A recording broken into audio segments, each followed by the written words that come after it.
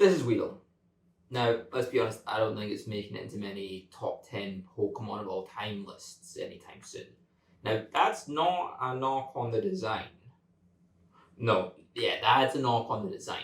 However, it's not a knock on the designer. I imagine that the people that designed these Pokemon were under a hell of a lot of pressure to get 151 designs out the door pretty quickly. They also didn't have any idea how big Pokemon was going to be 20 years in the future. Like, psychopaths like me are still breaking apart these designs and critiquing them. I think we can redesign Weedle, and we can make it more appealing, and we can make it more interesting. Well, not we, I.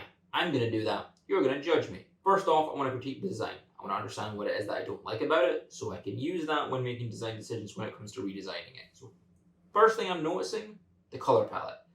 Brown and pink, not a first choice. I'm not a big fan. So regardless of what the lore or the inspiration for this design was, I'm giving myself permission to do whatever I want with the color palette. The other thing that I'm noticing is the whole shape is just this repeating pattern of balls.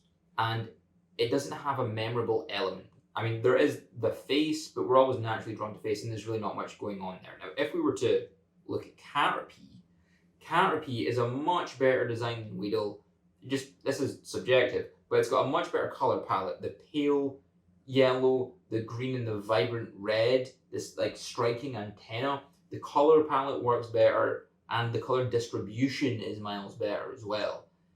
Then the body shape works better than Weedle because you have this expansion on the head, so that's drawing more attention. And then on top of that, you have this antenna, this striking red antenna that breaks the silhouette and the color palette and pulls your attention in. I think this is a much better design than this. So let's do Weedle justice. Its counterpart looks so much better, so we can do the same for Weedle. We can improve on it. So, go away. Back to you. Let's fix this. Before I jump onto the computer and start making the design, what I need to understand about Weedle is its inspiration, its lore. Prior to recording this, I did not know that Weedle was based on bee larvae, not a caterpillar. I always thought it was a caterpillar because it looks like a caterpillar, but no, it's bee larvae. Which I guess makes sense because it becomes a bee, but like, why make it turn into a cocoon? That always made me think it was a caterpillar, but I guess either way it works, it doesn't make sense. A caterpillar cannot become a bee, and a bee can't become a cocoon. So it doesn't work either way. Regardless of that, it's based on bee larvae, and this is what bee larvae looks like. And for the most part, it's just a translucent blob of flesh, which now makes Weedle's design more understandable. I don't like it, but I understand it. So I think what I'm going to do is just gather a whole bunch of bee-related imagery. So be it bee larvae, bees, beehives, honey. I think that's about it. I think that's all bees really have going for them. And see what I can come up with. Let's jump on the computer and get to designing. Normally, even though I work in 3D software, I start by blocking it out in 2D silhouettes and basing these silhouettes on basic shapes. A lot of the time when I'm concepting like this, it can look like I'm figuring it out as I go, but I tend to have a good idea in my head about what I want it to look like, and get that down first, then do some actual experimenting. And maybe I'll strike gold along the way or stumble across a cool element I want to include in the original idea, but this probably isn't the best way to work. Normally you would have a lead designer with an unbiased opinion come in and give feedback on the designs objectively, but this is just for me and my very biased opinion.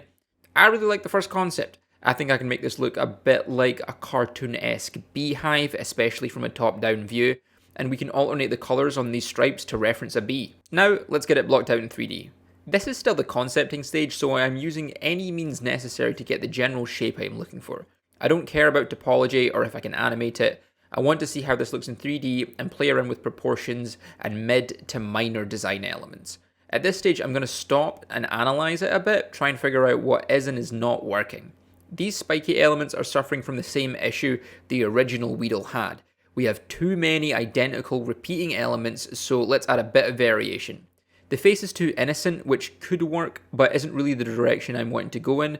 You can see I'm losing a bit of the original shape I outlined, So I want to push it back into shape, and hopefully that will help it look a bit more aggressive. Overall, it's a bit too babyish right now. We're getting quite far along with the design, so I add some temporary color just to help visualize the end product.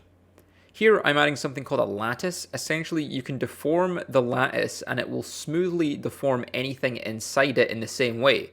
This is good for making large proportional changes quickly to test out different looks. After making the rest of the amends, I start making some materials, so we're slowly edging closer to the final design bit by bit. It's still messy and completely useless if I want to animate it, so now comes the tedious process of remaking the full model, but in a way that will allow us to rig and animate this little guy. I'll be honest, this part is very boring and no real design decisions are made during the process, so let's just slowly fade out and bam! Here's the final render. Now, let's pick it apart. To be honest, I'm happy with the design. Maybe the mouth could have a bit more going on, but overall I think the main thing that's holding it back is the quality of the model. The spikes on the body don't feel properly integrated, and the way I modeled the whole thing made it a bit of a pain to animate. It just feels a bit amateurish. So, to win you all back, I have animated 3 attacks, the last of which is totally new, I made it up, but first up we have a Weedle classic, Poison Sting.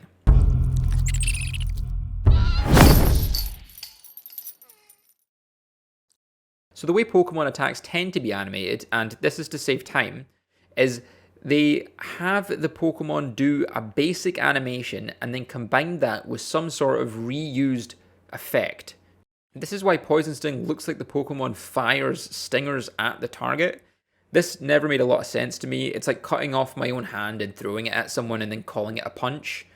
While that might be the most badass punch of all time, I don't think it's a very effective way of fighting.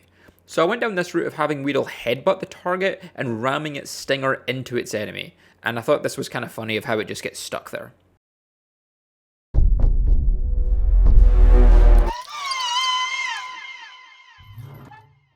Now, if you're a Pokemon fan, you might be thinking, Weedle can't learn Growl. After Poison Sting, the only other attack it can learn is String Shot. But it's Bee Larva. It has nothing to do with string or web or even a cocoon. It's just a baby bee. So I gave it Growl instead. Also, animating String Shot sounds horrible. There is a lot of weird physics going on there I do not want to touch.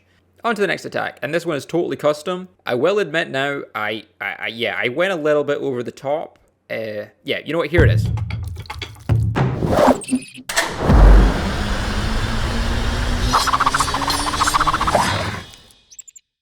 All the files on my PC have this attack simply called Beyblade, which is probably a bad move from a legal point of view, so a last minute change, I've called it Stinger Swarm.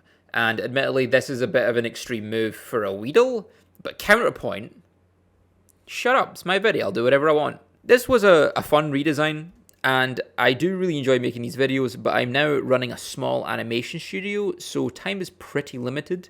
But if you guys are cool with me throwing up random videos like this now and again, maybe the odd tutorial if people are interested, I'm up for doing it, just don't expect too much consistency. Peace out, and leave some suggestions for other Pokemon you would like me to redesign. In fact, you know what, leave suggestions for anything. Anything, like any other characters or objects or worlds from any other property that you think could do with the redesign, leave it in the comments and I just might do it. Okay guys, see you later.